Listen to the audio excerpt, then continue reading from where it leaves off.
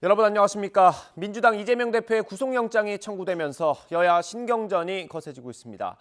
민주당은 오늘 국회에서 규탄대회를 열고 있는데 국민의힘은 진실은 가릴 수 없다고 압박하고 있습니다. 국회 연결합니다. 정현우 기자. 네, 국회입니다. 네, 규탄대회 지금 진행되고 있는 겁니까? 네, 검찰의 이재명 대표 구속영장 청구에 강하게 반발하고 있는 민주당은 조금 전부터 국회 본관 앞에 모여서 윤석열 정권 검사 독재 규탄 대회에 돌입했습니다. 소속 의원과 전국 지역위원장, 당직자, 보좌진 등이 지금 모여 있는데 민주당은 1,500명 가량이 모일 것이라고 예고한 바 있습니다.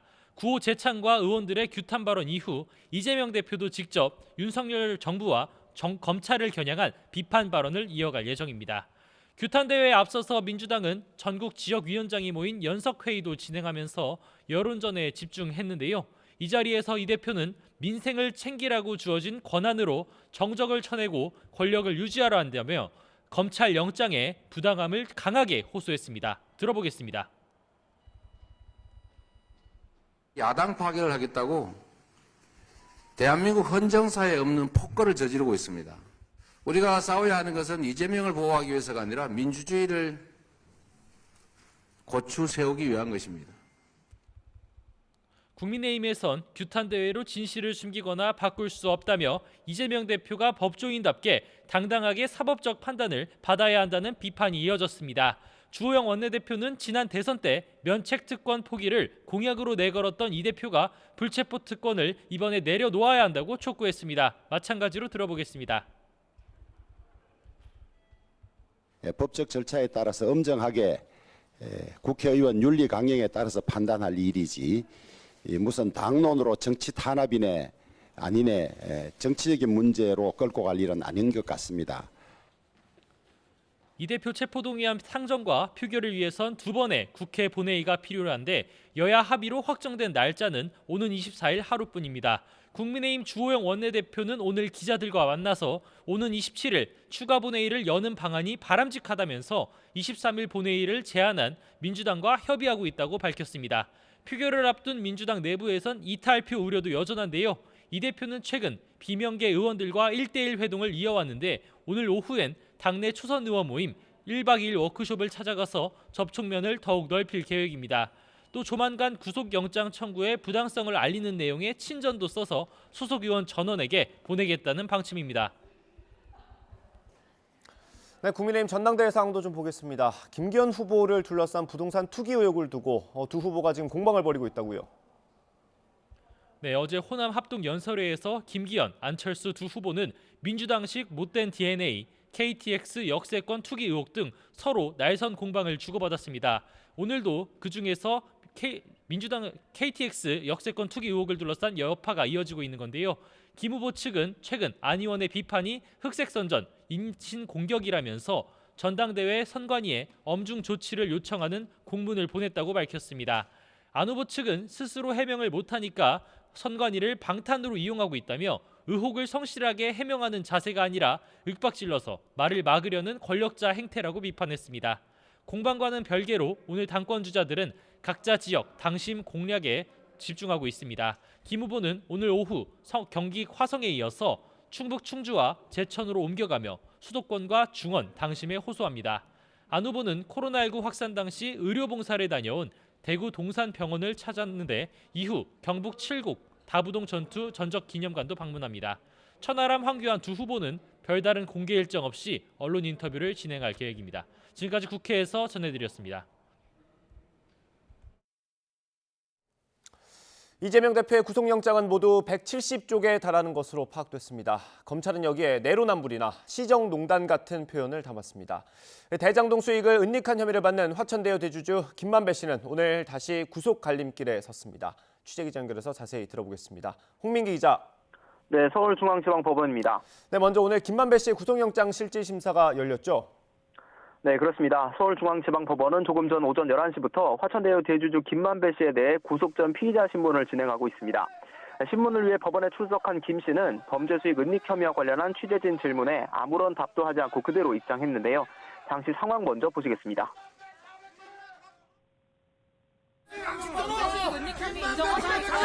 50억 클럽을 로비 목적으로 은닉하신 거예요? 이재명 대표 측에 보냈던 수 있습니까?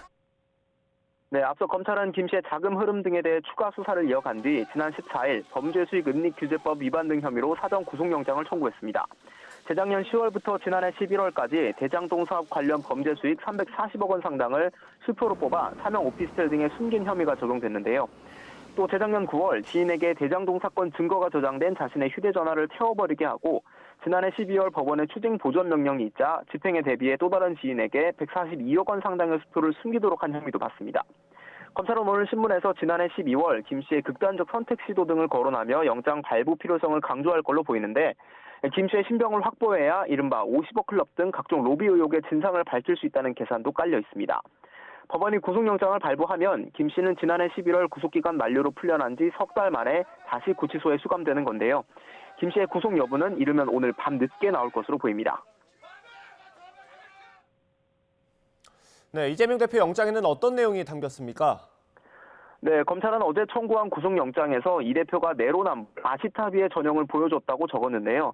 아시타비는 내로남불을 한문으로 옮긴 사자성어로 나는 옳고 남은 틀리다는 의미를 가지고 있습니다. 검찰은 이 대표가 범행을 정당화하기 위해 공공환수 또는 시민구단 운영처럼 꾸며 주민들을 속이고 그러면서 국민들의 신뢰를 극단적으로 훼손했다며 이런 표현을 썼습니다.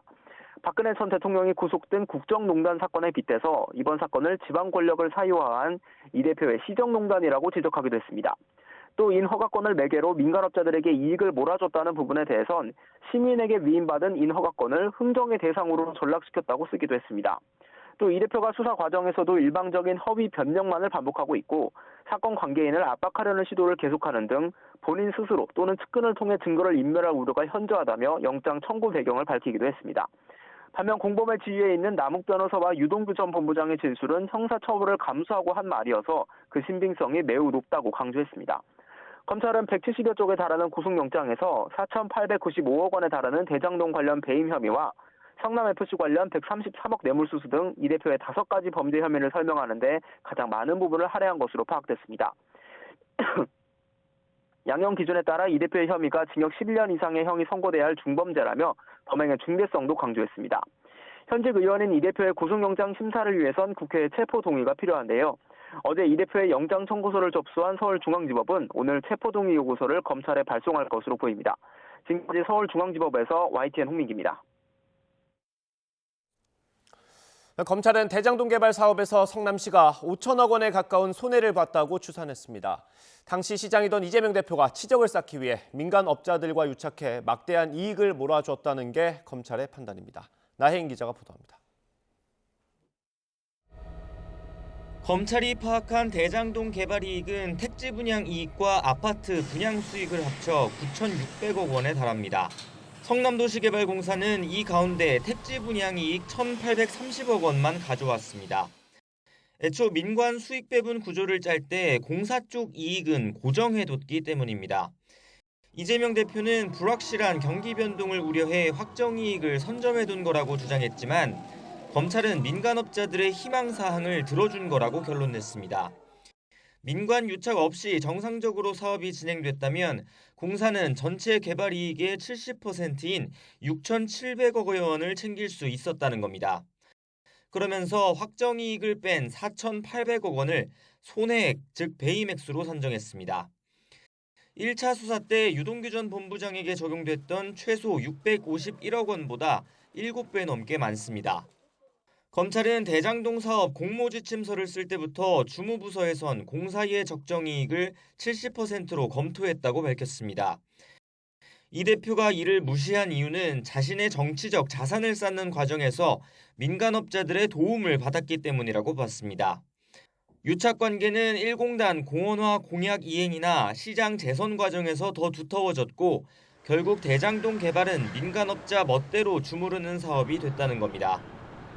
검찰은 확정이익 말고도 서판교 터널 같은 기반시설 조성비를 더 환수했고 개발이익이 많아진 건 폭등한 땅값 때문이라는 이 대표의 주장도 조목조목 반박했습니다. 시설 조성비는 환수이익이 아닌 비용일 뿐이고 미래 땅값과 상관없이 공사가 챙겨야 할 이익을 의도적으로 포기했다면 배임이라는 겁니다. 민간업자가 독식한 아파트 분양사업 역시 민관 합동시행사인 성남의들이 참여할 수 있었다고 봤습니다. 검찰은 측근인 정진상 전 실장이 대장동 개발 이익 428억 원을 약속받았다는 혐의도 범행 경위 등을 설명하기 위해 영장 청구서에 적었습니다. 다만 이 대표에게 직접 뇌물 약속 혐의를 적용하진 못했습니다. 김용전 민주연구원 부원장이 대장동 일당에게서 받았다는 대선 경선 자금 역시 이 대표 관여 여부를 계속 수사하겠다고 남겨뒀습니다. 대장동 개발 비리의 최종 윗선이 이 대표라는 점은 선언했지만 직접 뒷돈을 받았는지는 아직 충분히 입증하지 못한 셈입니다. 배임 동기와도 직결되는 부분인 만큼 향후 검찰 수사의 숙제로 남았습니다. YTN 9입니다.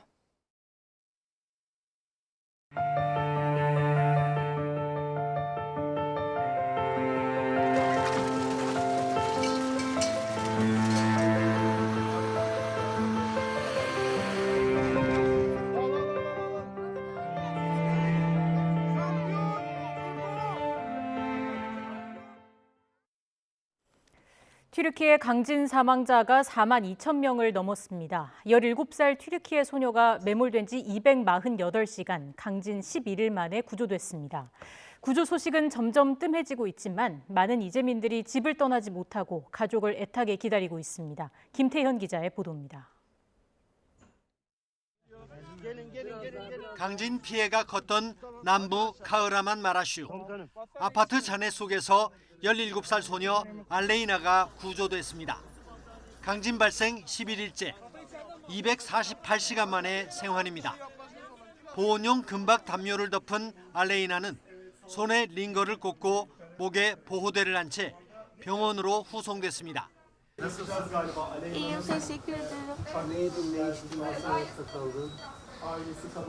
Hiçbir şey yoktu elimde. Kendi kendime vakit geçirmeye çalıştım. 전날 지진 발생 229시간 만에 하타이주에서 13살 소년이 구조됐고 조금 앞서 같은 주에서 여성과 자녀 등 가족 3명이 살아서 돌아왔습니다. 기적 같은 구조 소식도 들려오지만 슬픔과 탄식의 목소리가 더 큽니다. 안타키아의 한 주민은 산산조각이 난 집 앞에서 손자들이 돌아오기만을 밤낮으로 기다립니다.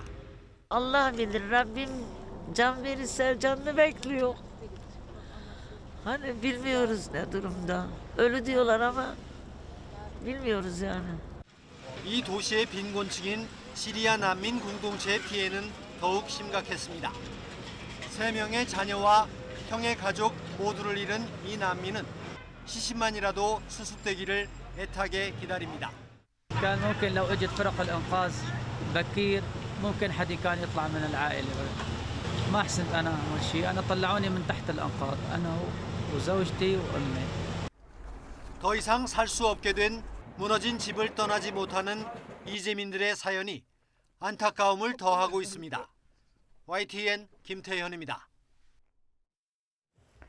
튀르키예 시리아 국경지대에 또다시 강력한 여진이 발생했습니다. 미국 지질조사국에 따르면 현지 시간으로 16일 오후 9시 47분 튀르키예 하타이주 우준바 서북서쪽 19km 지점 연안에서 규모 5.2의 지진이 발생했습니다.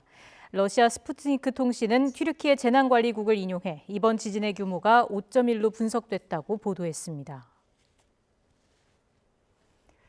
대한민국 긴급구호대 이진 21명이 어젯밤 11시쯤 군 수송기를 타고 튀르키예로 출발했습니다. 구호대 이진은 이규호 외교부 개발협력국 심의관을 대상으로 외교부 2명과 보건의료팀 10명, 한국국제협력단 5명, 민간 긴급구호단체 4명으로 구성됐습니다. 이들은 최대 일주일 동안 튀르키예 아다나주에 머물면서 향후 의료 지원과 재건 사업 등과 관련해 튀르키예 정부와 협의를 진행할 예정입니다.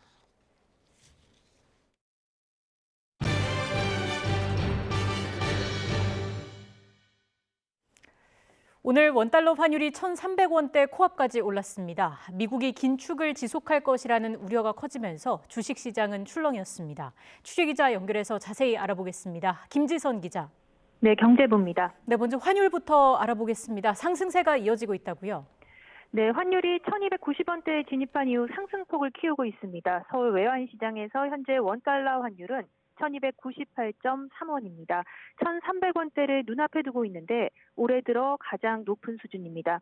환율은 어제보다 7.1원 오른 1291.9원으로 개장한 뒤 오름세를 이어가고 있습니다.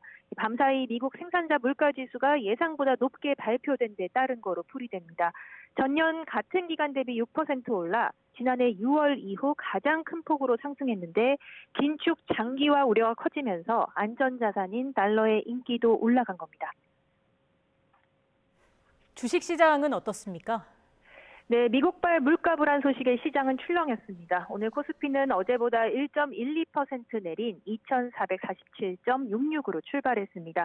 어제 2% 가까이 상승 마감하며 2,470대로 올라섰는데 하루 만에 내려앉은 겁니다. 다만 지금은 다시 2,450 후반까지 회복하며 낙폭을 줄이고 있습니다. 개인과 외국인이 사들이고 있는데 아직은 하락세가 이어지고 있습니다. 코스닥 지수도 어제보다 1.23% 내린 775.03에 출발했는데 현재 소폭 상승해서 776선에서 거래되고 있습니다. 예상치를 웃돈 미국 생산자 물가 지수의 위험 회피 심리가 커지면서 밤사이 뉴욕 증시도 하락했습니다. 나스닥 지수는 1.78%, S&P 500 지수도 1.38% 떨어졌습니다. 미 연방준비제도 위원들이 기준금리가 5%를 넘어야 한다는 데 힘을 싣는 매파적인 발언을 쏟아내며 시장에 부담을 더한 거로 풀이됩니다. 지금까지 경제부에서 전해드렸습니다. 경영권 분쟁이 과열되고 있는 SM엔터테인먼트가 어제 상장 이래 최고가를 경신한 가운데 단일 계좌에서 대량 매수가 이루어져 투자주의 종목으로 지정됐습니다. 한국거래소는 SM이 당일 정규시장 중 특정 계좌에서 순매수 또는 순매도한 수량이 상장 주식수 대비 2%가 넘고 종가가 전날보다 5% 이상 등락해 오늘 하루 동안 투자주의 종목으로 지정한다고 밝혔습니다. 단일 계좌에 대량 매수를 두고 범카카오 측이 매수에 나선 게 아니냐는 추측이 나오는 가운데 IBK 투자증권 관계자는 특정 고객 정보는 확인할 수 없다고 말했습니다. 정부가 최근 경제 상황에 대해 경기 흐름이 둔화하고 있다고 진단했습니다. 경기 둔화 진단은 지난 2020년 코로나19 발생 이후 경기 회복 과정에서는 처음입니다. 기획재정부는 최근 경제 동향 2월호에서 여전한 고물가에 내수 회복 속도가 완만해지고 수출 부진과 기업 심리 위축이 이어지고 있다며 이같이 평가했습니다. 지난해 6월 경기 둔화 우려를 처음으로 언급한 뒤 지난달 우려 확대해서 이번 달 경기 둔화로 경기 진단이 더 어두워진 것입니다. 미국 전기차 업체 테슬라가 36만여 대를 리콜합니다. 운전자 보조 기능인 완전 자율주행 소프트웨어 결함 때문입니다. 보도에 김원배 기자입니다. 미국 도로교통안전국은 테슬라 차량 36만여 대에 대해 리콜 결정을 내렸습니다. 테슬라 차량에 장착된 운전자 보조 기능인 완전 자율주행 FSD 소프트웨어 결함 때문입니다. 미국 도로교통안전국은 FSD 기능이 장착된 테슬라 전기차가 불법적 또는 예측할 수 없는 방식으로 속도 제한을 초과하거나 교차로를 통과해 충돌의 위험을 키운다고 밝혔습니다. 리콜 대상 차량은 2016년형부터 2023년형까지의 모델 S, 모델 X와 2017년형부터 2023년형까지 모델 3, 그리고 2020년형부터 2023년형까지 모델 Y입니다. 테슬라 주가는 리콜 소식에 5.7% 급락했습니다. 테슬라는 현재 차량 조향, 가속, 제동을 도와주는 오토파일럿을 기본 옵션으로 제공하고 있습니다. 또 차선 자동 변경과 주차가 가능한 향상된 오토파일럿과 교통신호등과 정지 표지판을 식별해 제어하는 FSD를 유료로 판매하고 있습니다. FSD와 오토파일럿은 주행을 돕는 보조장치에 불과하지만 테슬라는 이 기능을 완전 자율주행이란 표현을 동원해 허위 과장 광고를 했다는 비판을 받아왔습니다. 미국 도로교통안전국은 2016년 오토파일럿 기능을 켠 테슬라 차량 충돌 사고로 운전자가 사망하자 안전성 문제를 조사해 왔습니다. 현재까지 모두 19명이 숨진 오토파일럿 관련 35건 사고를 대상으로 정밀 조사를 진행했습니다. AP통신은 이번 리콜은 테슬라에 대한 당국의 대응 중 가장 심각한 조치라고 전했습니다. 일론 머스크 테슬라 최고 경영자는 이번 리콜에 대해 무선 소프트웨어 업데이트에 리콜이란 단어를 붙이는 것은 시대착오적이고 잘못됐다고 주장했습니다. YTN 김원배입니다.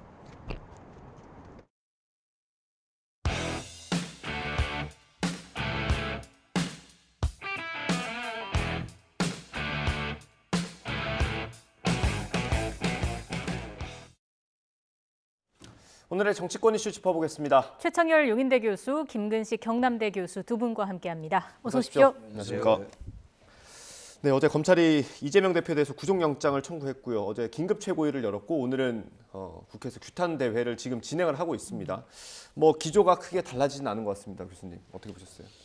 민주당은 지금 이제 구속영장에 대해서 대단히 부당하다. 그리고 이제 제1야당 대표가 증거인멸이나 도주 염려가 없는데 영장을 청구한 거는 야당 망신이고 야당 망신 죽이고 검찰 독재고 검사 독재고 이제 사법 사냥이란 말까지 나왔어요. 이제 그러니까 정말 아주 과격하고 수위 높은 단어가 많이 나오는데 민주당은 아무튼 이 검찰이 영장 청구한 게 부당하다, 부당하고 불구속 수사할 수도 있는 것이고 기소할 수도 있는 건데 말이죠. 그런 부분들을 국민들에게 알리겠다는 생각이 강한 것 같아요. 네. 장외 투쟁까지는 아니겠습니다만 원내에서 하는 거니까. 국회에서 하는 거니까 어쨌든 국회 물리적으로 말이죠. 그렇다 하더라도 이제 적어도 국민들에게 검찰 수사가 부당하다라는 걸 알리기 위해서 하는 건데 그래서 저런 부분과 이제 앞으로 이제 그 국회가 열려서 진짜 체포동의안이 부결될지 가결될지 아직 모르겠습니다만 그런 표단속의 의미도 있는 것 같아요. 표단속과 그리고 국민들에 대한 대여론전 같은 것 아마 그런 성격을 가지고 하는 게 아닌가.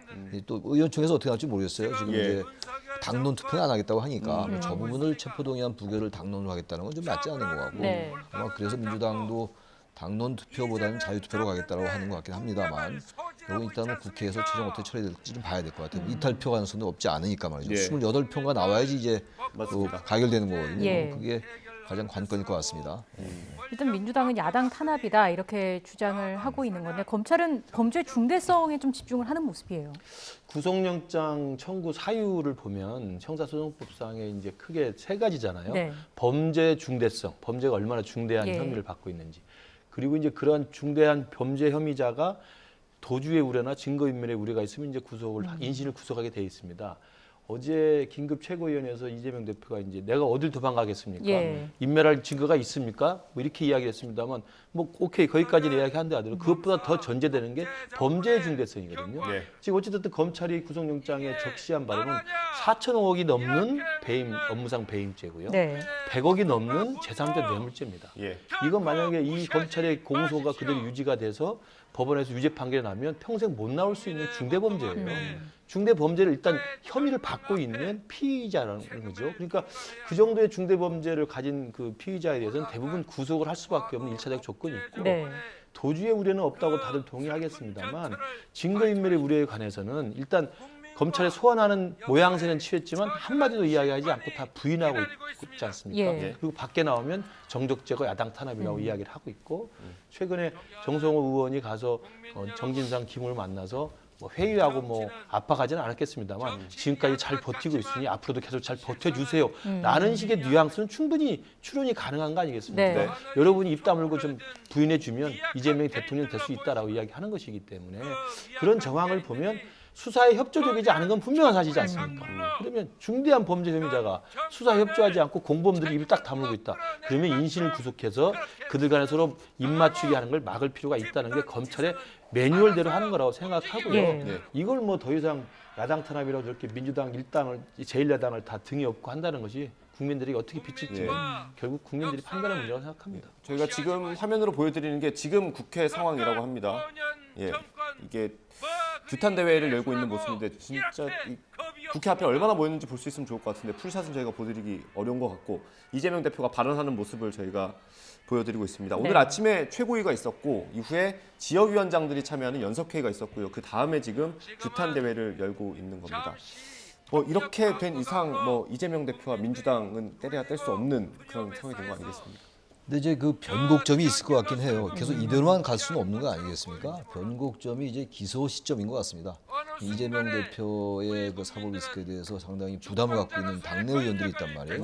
이른바 비명계 의원들이 있는데 이분들이 아직은 지금 이제 검찰 수사가 좀 과하다라고 보는 것 같아요. 그리고 검찰이 영장을 청구했는데 여러 혐의를 가지고 있잖아요. 근데 결국은 뭐 어떻게 될지 모르겠어요. 뭐 체포동의안이 부결되면은 아예 심사 자체를 못하는 거니까 의미가 없을 수도 있습니다만, 문제는 이제 그 민주당 내부의 의원들이 언제까지 이 단일 대우를 유지할 거냐의 문제예요. 지금은 뭐 분위기 자체가 계속 이제 당 대표가 아주 적극적으로 나서서 이른바 뭐 친전도 보내고 이런다는 거 아니겠습니까? 국회의원일 때까지. 아주 적극적으로 자신의 그 여러 혐의를 부인하고 있고 어떤 면에서 볼 때 사법 영역이 정치 영역으로 많이 끌어들여진 겁니다. 이거는 뭐 그 지금 이재명 대표나 민주당이 그렇게 이제 끌고 들어온 거죠. 게다가 뭐 국민의힘도 거기에 대해서 뭐 이제 대립각을 세우고 있는 것이니까. 그러니까 저 지금 장외에서 저렇게 규탄대회를 열고 당 대표가 저렇게 바로 본인의 문제를 본인이 얘기하는 거거든요. 저런 부분은 완전히 정치 영역으로 이 여러 혐의의 영역을 끌고 들어온 거다라고 봐야 되는 것이고, 이제 여론전을 의식하는 거예요. 국민들의 그에게 검찰 수사가 부당하다. 윤석열 정권이 지금 자신을 제거하기 위해서 이런 지금 무리한 짓을 하고 있다. 이렇게 보고 있는 거란 말이죠. 근데 문제는 이제 이 사법 영역과 왜냐면 이 수사 영역과 정치 영역의 이 경계가 분명히 있는 건데 언제까지 저렇게 정치 영역으로 끌고 들어올 것인가. 그게 이제 거의 다 온 것 같아요. 왜냐하면 지금 이제 영장을 청구했는데 계속 이제 뭐 배임의 몸통이 누구냐 이렇게 지난 정권 때 수사는 그렇지 않았단 말이에요. 유동규 본부장 뭐 이렇게 갔었는데 이제 배임의 몸통이 검찰은 이재명 대표라고 보고 있는 거란 말이에요. 확실하게 보고 있는 거예요 지금. 그래서 영장 청구한 건데 일야당 대표에 대한 영장 청구는 대단히 처음이라는 거 아니에요. 헌정사상 초유죠. 물론 이제 제1야당 대표에 대한 영장 청구도 초유입니다만 제1야당 대표가 결과론적으로 이렇게 많은 혐의에 연루된 것도 제가 보기엔 처음입니다. 제1야당 대표가 마찬가지예요. 결과는 뭐 두고 봐야지 하겠습니다만 아무튼 간에 저러한 그 모습이 어떻게 비춰지는지 잘 모르겠어요. 특히 이제 진보층에게는 뭐 좋게 보일 수 있을 것이고 보수 유권자들에게는 당연히 안 좋게 보일 텐데 중도층, 우리가 흔히 말하는 스윙 보터라는 분들이 과연 이 사안을 어떻게 보고 있을까? 저는 썩 그렇게 긍정적으로 보진 않을 것 같아요. 체포동의안 문제도 그렇고 뭐 앞으로 말씀 나누겠습니다만 사법적인 문제에 정말 저렇게 자신 있고 독재를 하는 것이 그렇다면 잠시만요. 저희가 지금 전체 화면을 화면에 보여드리려고 했는데 갑자기 현장에서 카메라가 다시 줌인이 됐습니다. 아무튼 국회 앞 계단을 지금 빼곡히 지금 보시는 모습입니다. 이 정도 뭐 당에서는 한 1,500명, 2,000명 정도 모일 거라고 했는데 많이 모이긴 했네요. 1,500명 정도는 아닌 것 같고요. 어쨌든 본청 계단은 다 채웠네요. 저 정도 채우면 얼마나 됩니까? 야당은 주로 저기를 많이 채우지 않습니까? 그렇죠. 뭐 해도 뭐 200~300명 정도, 한 500명 이하로 보이고요. 어찌됐든 뭐 대표가 앞장서서 전 지도부, 그다음에 전 현역 의원들, 지역위원장이 다 모여 저렇게 같이 한 몸이 돼서 간다는 것은 일단 끝까지 민주당 전체의 옥새 작전으로 가겠다는 건데 저게 과연 어떤 결과를 가져올지는 이제 지켜볼 일이고요.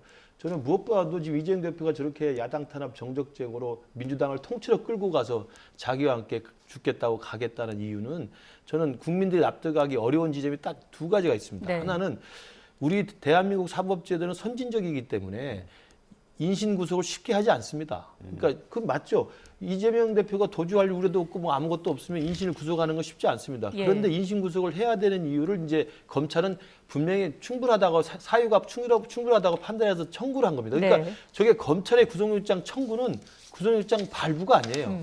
청구를 한 거예요. 이렇게 필요하니 영장을 좀 발부해 주세요. 그 판단은 법원이 하는 겁니다. 그러면 이재명 대표가 그렇게 자신 있고 결백하고 정치검찰이 자기를 죽이려고 없는 사실을 조작해서 하는 거라고 한다면 당당하게 법원에 가서 영장 발부에 대해서 이거 영장 발부가 부당하다라고 재판장의 신문에 응해서 거기서 기각을 받아내면 그게 제일 깔끔한 겁니다. 대한민국 사법 시스템을 믿는다면 말이죠. 검찰 범위도면 법원은 믿을 수 있는 거 아니겠습니까? 지난주에 윤미향 의원에 대한 재판부 판결은 잘했다고 박수를 치지 않습니까? 그럼 사법부는 믿는 거잖아요. 그러면 법원 판결에 가서 영장을 청구했을 뿐이지 발부가 되는 건 아니기 때문에 영장 청구됐지만 영장을 발부해주는 주체로서의 법원에 가서 자기의 결백을 입증하고 오는 게 필요하고 계속 언론에 나왔습니다만 2018년에 당시 자유한국당에서 권성동 의원 같은 경우는 강원랜드 부정 인사 청탁 의혹으로 수사를 받고 영장 청구가 됐지만 이 체포동의안 가결 아예 가지 않고 자진해서 영장 실질심사에 참석을 한 적이 있습니다. 그런 모습 보이는 게 중요하고요. 두 번째로는 어제 그 긴급 최고위에서 자기 억울함을 이야기하면서 진보당의 조봉암 장관하고 예. 그다음에 YS 제명된 거하고 DJ 사형 선고 받은 이야기를 하더라고요. 그걸 같은 급으로 이해할 국민들이 어디 있습니까? 그분들은 독재 정권과 맞서 싸우던 야당 대표였습니다. 민주화 운동 과정에서의 탄압이었습니다. 성남시장 시절에 수천억 원 배임했다는 혐의하고 성남시장 시절에 삼자뇌물로 100억 이상 받았다는 혐의가 어떻게 이게 민주화 운동입니까? 그런 민주화 운동이 있으면 민주화 운동 역사를 다 있어야죠. 저는 국민들이 볼 때 납득하기 어려운 두 가지 지점이라고 생각합니다. 예, 그 말씀해주신 그 부분이 있어요. 네. 그 차라리 영장 심사를 당당히 나가서 받는 게 낫지 않냐. 차라리 심사를 받고 구속 사유가 안 된다고 판단이 되면은 오히려 검찰이 무리했다는 그런 얘기가 그렇죠. 나오지 않겠느냐 이런 이야기가 나오는 두 거죠. 가지 측면이 있는 것 같아요. 검찰의 입장에서 한번 처음에 말씀드리면 체포동의안이 부결될 거라고 예상을 지금 하고 있는 거잖아요. 예. 이제 물론 이탈표가 나오면 가결될 수 있습니다만 네. 그럼 뭐 검찰도 잘 알고 있을 거래요. 네. 그럼 굳이 검찰이 영장을 청구하지 않고 네. 뭐 체포동의안 이제 뭐 청구 안 하면 체포동의안도 필요 없는 거잖아요. 놔두다가 불구속 기소하든가. 예. 그러니까 그러면서부터 민주당은 검찰에게 의심의 눈초리를 거두지 않고 있는 거예요. 망치주기 하려는 거다. 뻔히 다 아는데 서로 다 아는 거 아니야 선수끼리 아는데 왜 굳이 영장 청구하느냐 부결될 거 알면서 네. 그렇게 얘기할 수 있어요 민주당이. 예. 또 그런 면도 있고 아닌 게 아니라 증거인멸과 도주협력은 별로 없는 거잖아요. 단지 증거인멸이라는 건 저는 가능성이 있다고 봐요. 그 증거인멸이라는 게 지금 민주당이 얘기하는 게 다 아직 뭐 수색도 하고 그랬는데 뭐 인멸할 증거는 아니야. 아까 네. 김 교수님 말씀한 건 저도 마찬가지인데 근데 사안의 중대성이라는 게 있잖아요. 범죄 중대성이 만약에 반이 소명이 안 되면 기각된다고 그래요. 네. 제가 뭐 변호사 전문가는 아닙니다. 법률 전문가는 아닌데 몇 개만 소명이 돼서는 그게 기각이 될 수밖에 없기 때문에 검찰로서는 제1야당 대표 상대가 지금 제1야당 대표란 말이에요. 그럼 적어도 반 이상은 소명해 내야 된다고요. 그런데 어쨌든 간에 검찰은 영장 청구했어요. 그래서 검찰이 비판받는 지점 하나 있는 것이고 물론 이제 이원석 검찰총장은 검찰은 원래 이런 일단 청구하는 것이다. 제1야당 대표는 고려할 필요 없다고 맞는 말이죠. 네. 그러나 어째 그런 민주당의 비판이 있을 수가 있는데 문제는 두 번째예요.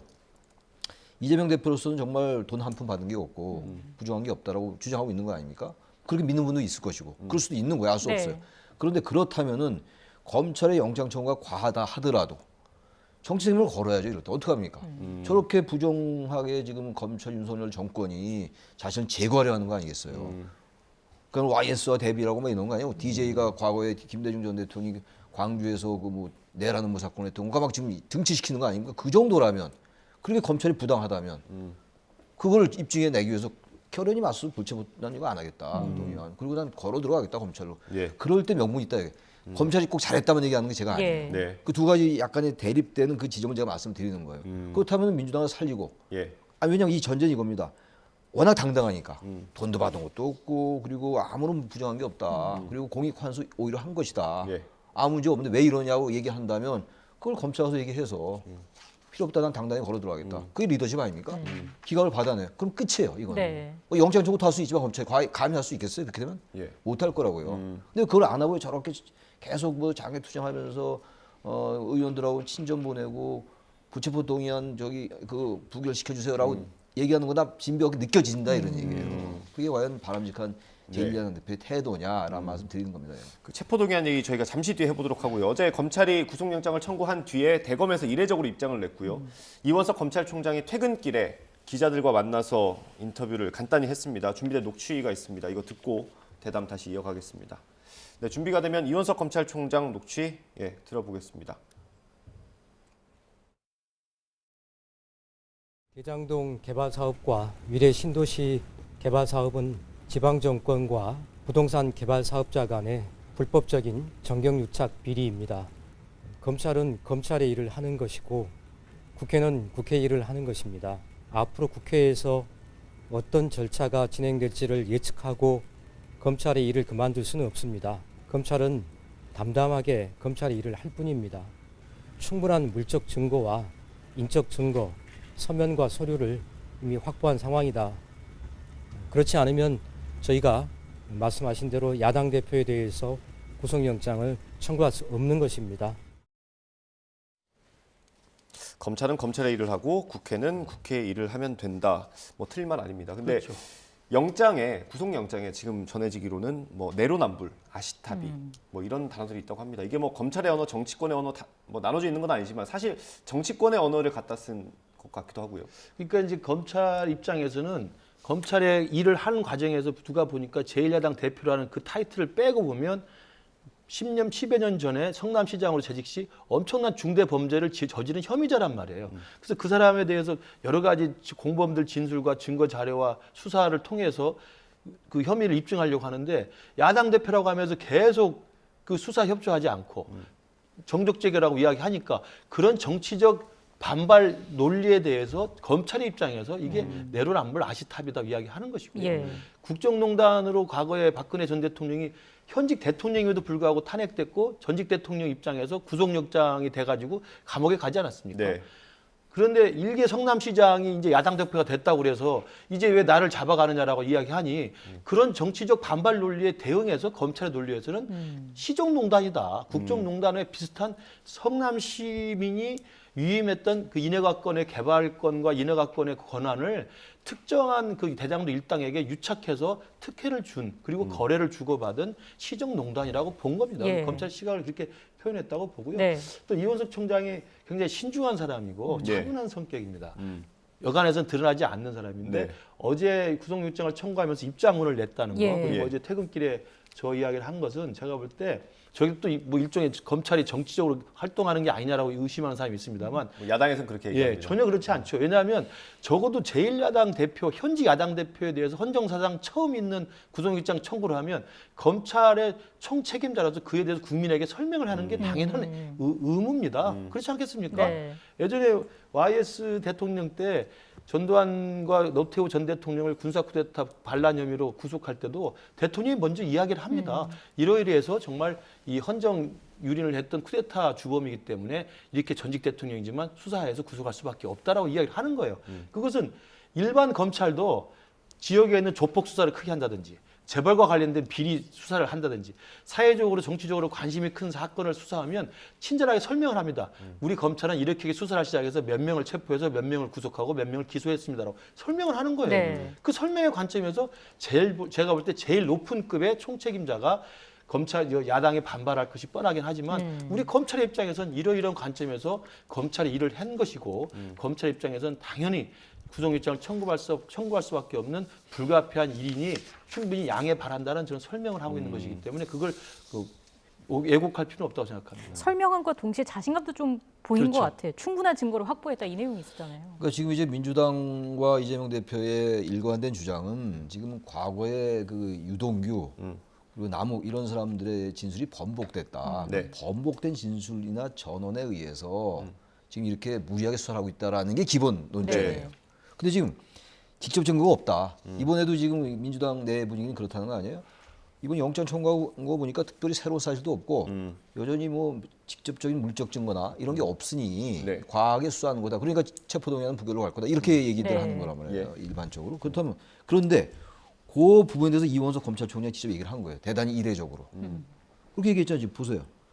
물적 증거와 인적 증거가 있다는 거 아닙니까? 네. 직접 증거가 있다는 거거든요. 지금 민주당과 이재명 대표는 직접 증거가 없다. 이건 다 전언이나 진술에 불과하다라고 했는데 그렇지 않다. 예. 물적 증거와 인적 증거, 서명과 서류가 다 있다. 그러면서 그렇다면 저희가 말씀하신 대로 야당 대표에 대해서 구속영장 청구할 수 있겠느냐? 이거 우리가 흔히 얘기해 왔던 거거든요. 네. 그럼 이제 그런 민주당의 주장에 대해서 이원석 총장이 정확하게 그렇지 않다. 증거 가지고 청구한 거다라고 얘기하고 있는 거라서 앞으로 이 부분에 대해서 어떻게 될지 모르겠어요. 그러니까 다시 말하면 영장 청구에 이런 상상상이 있는 것 같아요. 예. 다 우리가 영장의 내용을 모르니까. 네. 그렇다면 총장이 자신 있게 이 정도 얘기할 거라면 그렇게 단순하게 이재명 대표의 주장처럼 단순하게 그 이른바 번복된 진술에 입각해서만 이렇게 청구하지는 않지 않았겠는가라고 생각되는 게 저도 이원석 검찰총장이 대단히 그 정치적인 사람이 아니에요 기본적으로. 네. 그건 저도 알고 있는 사실인데 그렇다면 이렇게까지 얘기할 정도면 뭐 정권에 뭐 저기 뭐 윤석열 대통령이 임명했으니까 그건 좀 아닌 것 같아요. 그럼 이렇게까지 얘기할 이유가 없잖아요 검찰. 네. 나중에 이 후폭풍을 어떻게 담당했어요? 그런 점을 아마 우리가 좀 관전 포인트로 볼 필요가 있지 않을까라는 네. 생각이 듭니다.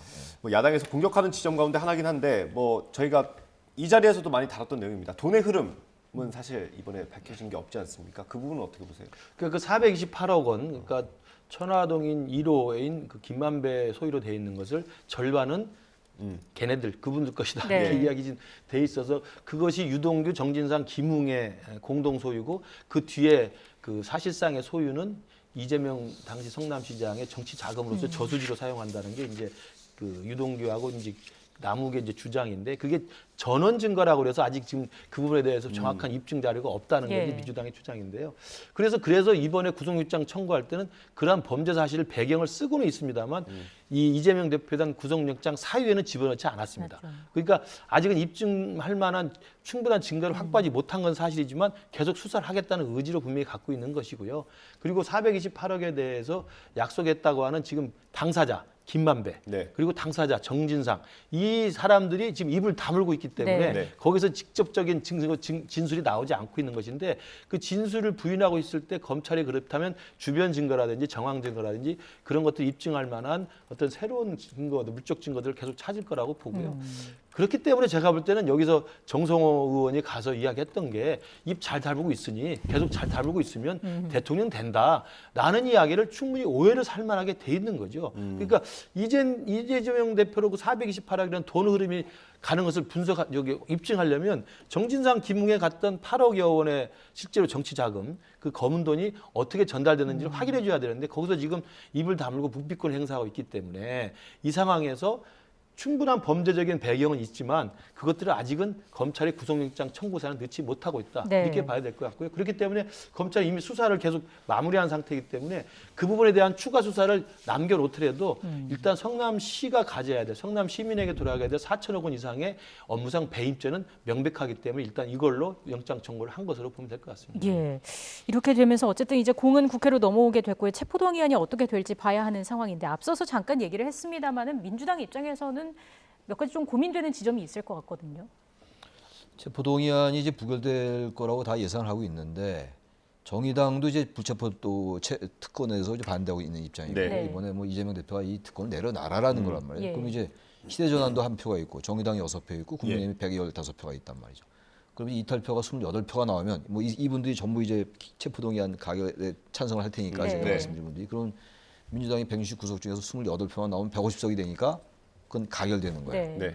28표까지 나오기는 어려울 것 같단 말이에요. 그 이유가 좀 뭐 나온 얘기들이 워낙 많이 나왔으니까 이 얘기들이 그 영장에 청구한 내용이 우리가 그 기존에 얘기했던 것과 좀 새로운 사실이 없으니까 그게 그거네.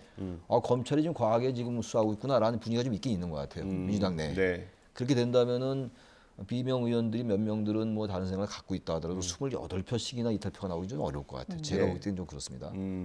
28표는 작은 표가 아니거든요. 그렇다면 이제 부결로 갈 텐데 그리고 나서 기소가 될 거란 말이에요. 심사가 안 되니까 이제. 그럼 뭐 검찰은 당연히 영장까지 청구했는데 불구속되고 기소되는 거란 말이죠.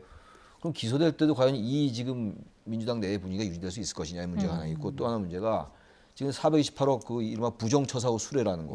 그게 좀 안 들어갔단 말이에요.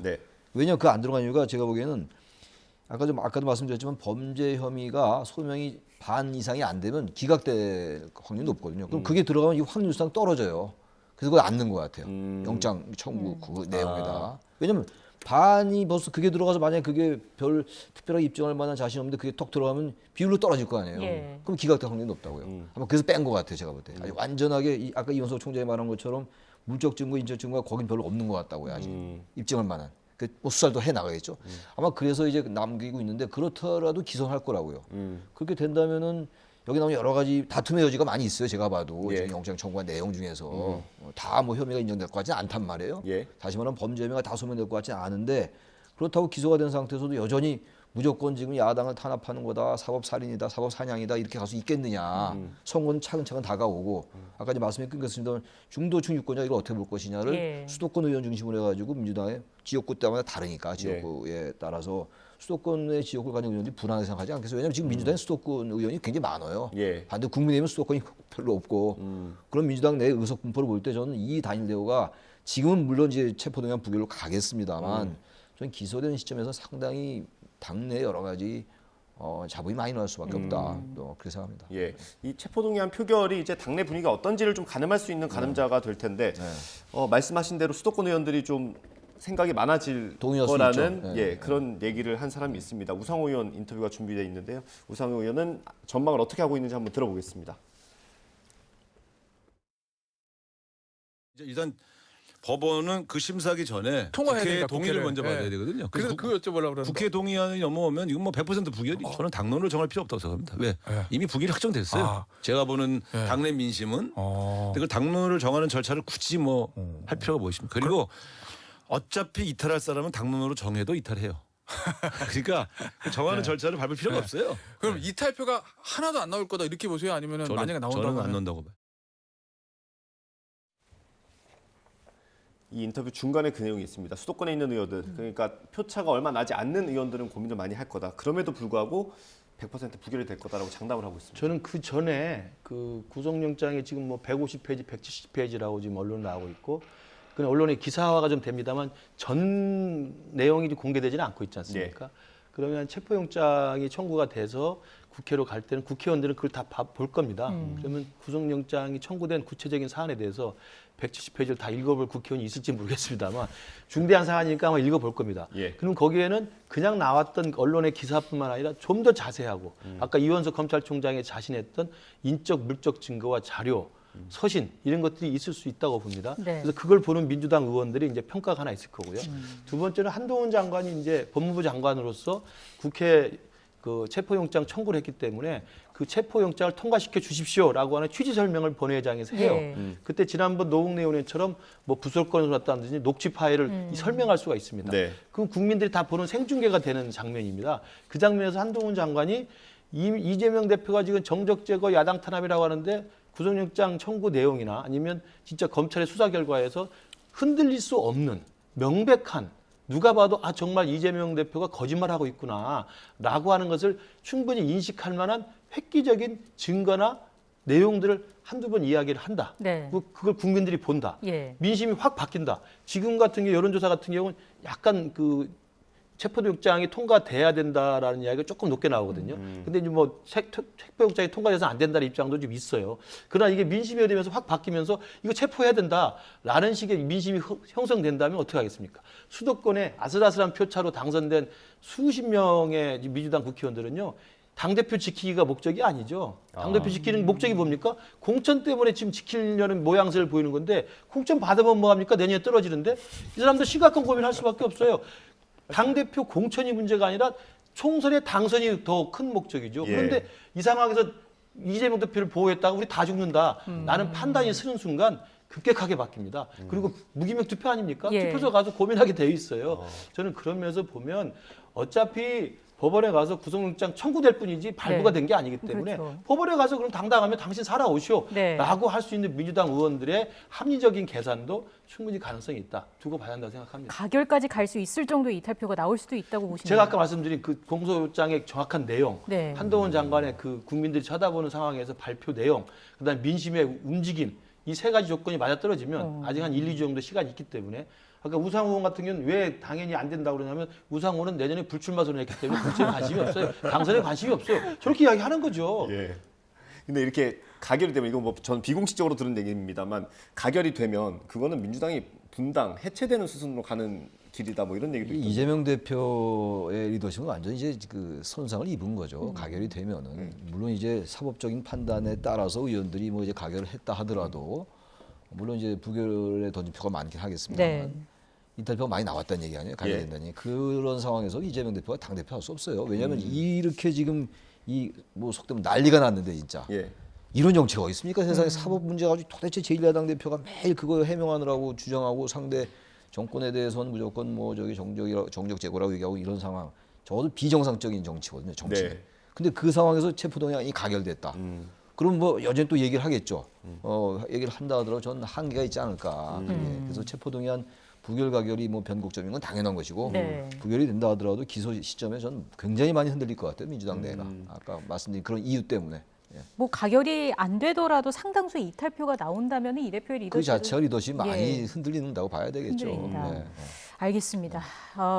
주제를 좀 바꿔보겠습니다. 국민의힘 전당대회 얘기를 좀 해볼 텐데요. 어제 합동연설회에서도 좀 신경전이 이어지는 모습을 볼 수가 있었습니다. 안철수 후보와 김기현 후보의 울산 KTX 역세권 시세 차익 의혹을 제기를 한 건데 이제 김기현 후보 측에서는 민주당식 DNA다 이런 이야기까지 나왔고요. 어떻게 보셨습니까? 글쎄요. 그러니까 항상 전당대회를 하거나 이게 과열되고 또 대통령 경선 같은 게 과열되면 내부에서 저는 문제제기가 나옵니다. 지금 이재명 대표 저 사법 리스크가 전부 다 당 대선 후보 경선 과정에서 민주당 내에서 나온 거 아니겠습니까? 그게 이제 고소 고발이 들어가면 검찰 수사를 해서 이렇게 되는 건데요.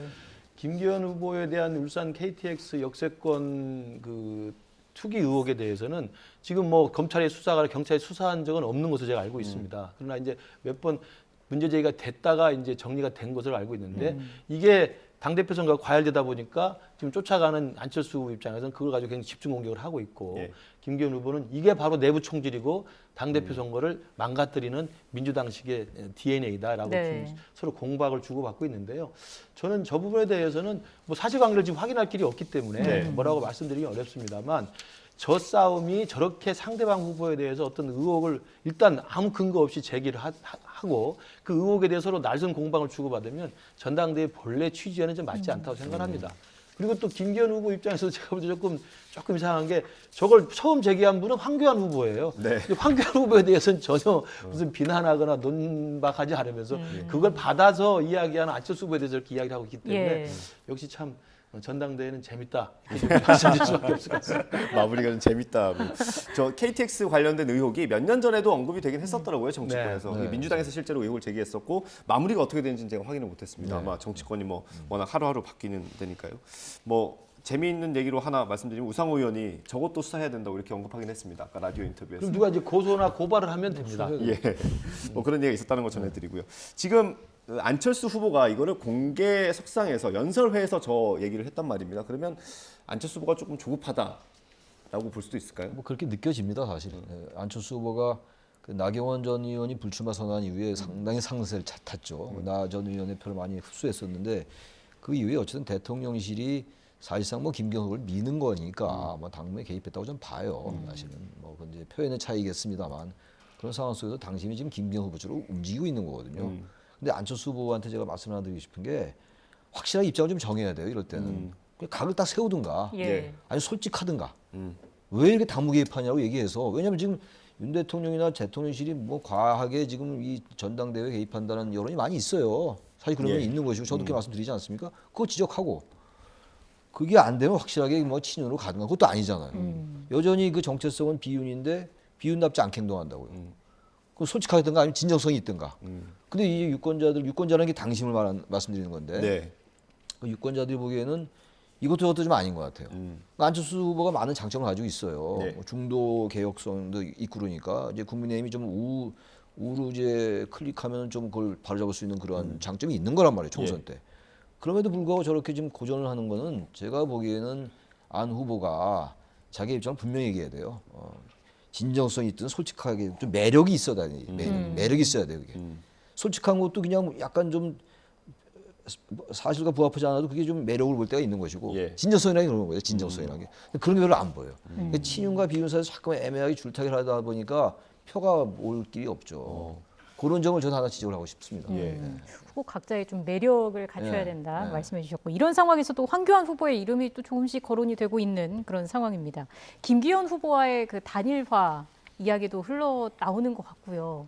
어떻게 전망을 하고 계십니까? 황교안 후보가 아마 그 1차 투표 전에 단일화할 가능성은 높아 보이지 않고요. 최근에 이제 그 황교안 후보가 하고 있는 그 메시지나 선거 전략을 보면 확고한 자신의 어떤 강성 지지층들 있지 않습니까? 그 지지층들 기반으로 해서 일단 2등 안에 들어보겠다라는 것들을 이제 목표로 하고 있는 것 같고요.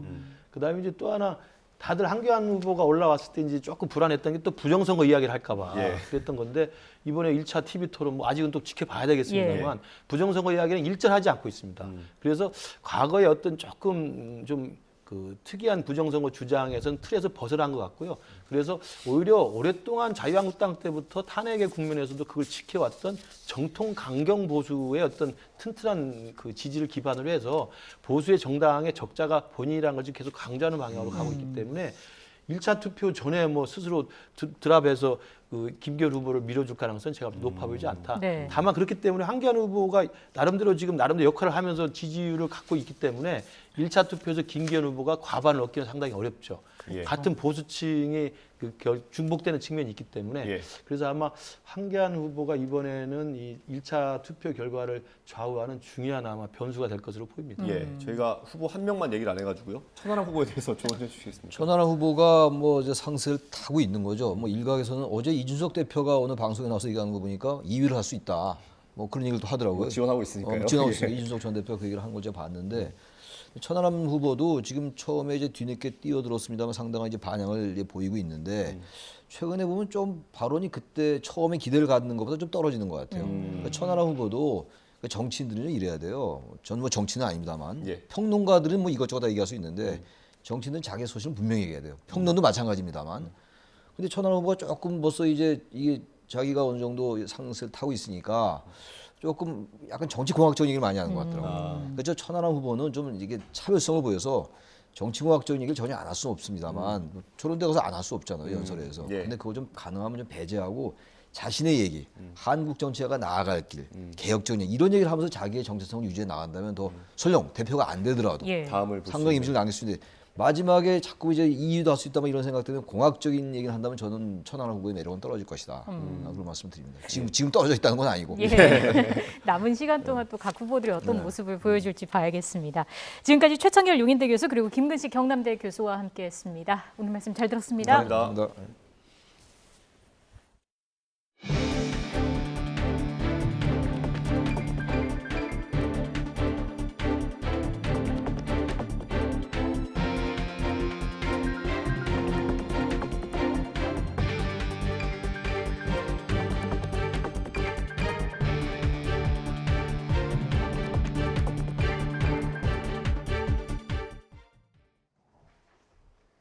오늘 낮 동안에는 비교적 온화한 서풍이 불면서 기온이 크게 오르겠습니다. 오늘 서울이 한낮에 영상 8도, 남부지방은 부산이 12도까지 오르겠습니다. 다만 일교차가 크게 벌어져 주의가 필요하겠습니다. 온화한 날씨 속에 중국발 스모그가 유입되겠습니다. 오늘 수도권과 충청은 초미세먼지 농도 나쁨 수준을 보이겠고요. 영서와 전북, 경북도 밤에 공기가 탁해지겠습니다. 오늘 낮 기온은 어제보다 1에서 4도가량 높겠습니다. 서울 8도, 대전 10도, 광주와 대구 12도가 예상됩니다. 주말과 휴일에도 날은 온화하겠지만 전국에 비나 눈이 내리겠습니다. 비는 오늘 낮에 제주도에서 시작돼 밤 사이에는 남해안에도 내리겠고요. 내일 늦은 오후 전국으로 확대해 모레 오전까지 이어지겠습니다. 내일까지 남부지방에 최고 30mm, 중부지방에도 5mm 미만의 비가 예상되고요. 기온이 낮은 강원 산간에는 최고 3cm의 눈이 내려 쌓이겠습니다. 날씨였습니다. 이어서 뉴스앤이슈 2부가 방송됩니다. 저희는 잠시 뒤에 돌아오겠습니다.